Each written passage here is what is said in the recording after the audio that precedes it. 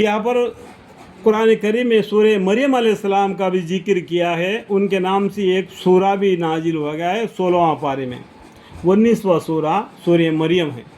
शुरू करता हूँ अल्लाह के नाम से जो निहायत मेहरबान बड़े रहम वाले है। काफ हा या आइन स्वाद, ये अलग अलग आयतें अलग अलग से मिला के लिखे हुए, इनका मानी तो ओम को नहीं दिया गया। अगर पैगम्बर सल्लल्लाहु अलैहि वसल्लम को इसका इल्म दिया गया तो और बात है, लेकिन अल्लाह ही बेहतर जानते हैं इन आयतों का मतलब मानी क्या है। ठीक है, ये तज़क्रा है आपके परवरदिगार के मेहरबानी फरमाने का अपने बंदे ज़करिया अलैहिस्सलाम पर। ज़करिया अलैहिस्सलाम भी एक पैगम्बर है, उनके बारे में हज़रत मरियम अलैहिस्सलाम के बारे में इस सूरह शरीफ में जिक्र है। जबकि उन्होंने अपने परवरदिगार को पोशीदा तौर पर पुकारा, जिनमें अर्ज किया है, आए मेरे परवरदिगार, मेरे हड्डियाँ बोझ पैरवी के कमज़ोर हो गए। उम्र बढ़ने के वजह से क्या होता है, आदमी में कमज़ोरी पैदा हो जाता है, यहाँ तक मालूम है। और सर में बालों की सफ़ेदी फैल गई, सिर के बाल भी उजले हो गए। और उसके कबल कभी भी मैं आपसे मांगने में, आए मेरे रब, नाकाम नहीं रहा। मैं जो भी दुआ मांगा या अल्लाह आपने मुझे अता फरमाया।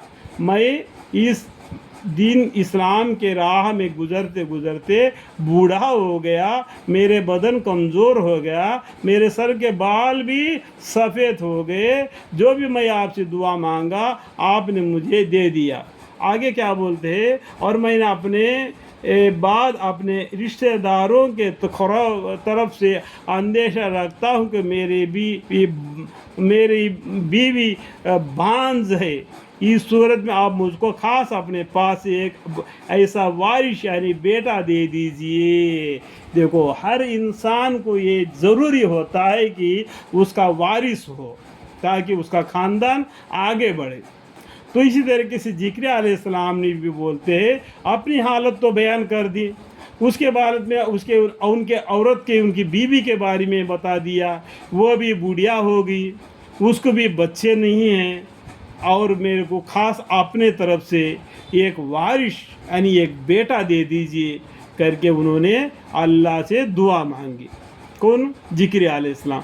समझ में आ गया बात कि वह मेरे औलवा ख़ास में मेरा वारिश बने, और मेरे जिद्द यानी ये क्या, ये याकूब अलैहिस्सलाम का रिश्ता है, जो क्या यानी इब्राहीम अलैहिस्सलाम को दो बीवियाँ है, एक बीवी का नाम सारा, एक बीवी का हाजरा है। तो वहाँ पर दो फाटे बन गए। तो एक मोहम्मद मुस्तफ़ा सल्लल्लाहु अलैहि वसल्लम की उम्मत की तरफ आता है, एक यानी ईसा अलैहिस्सलाम की तरफ आ जाता है। समझने की बात है, ठीक है। और मेरे जिद्द याकूब अलैहिस्सलाम के ख़ानदान का वारिश बने, और इसको आए मेरे रब अपने पसंदीदा बना दी। क्या बोले? अल्लाह के पसंदीदा बना ले वो बच्चे को, जो उनको होने वाला है वारिस, अल्लाह के पसंदीदा बंदा बना लिए। आए ज़करिया अलैहिस्सलाम, हम तुमको एक फ़र्जंद की खुशखबरी देते हैं। तो वहाँ पर बोलते हैं अल्लाह ताला ज़करिया अलैहिस्सलाम को बताए, आपको एक लड़का हो जाएगा जिसका नाम यहिया अलैहिस्सलाम होगा। उसके कबल हमने किसी को इसका हम सिफत ना बनाया होगा, इसी तरीके से और पैगंबर में नहीं बनाए। इसी तरीके से एक दर्जा उनको दे दिया यहिया अलैहिस्सलाम को।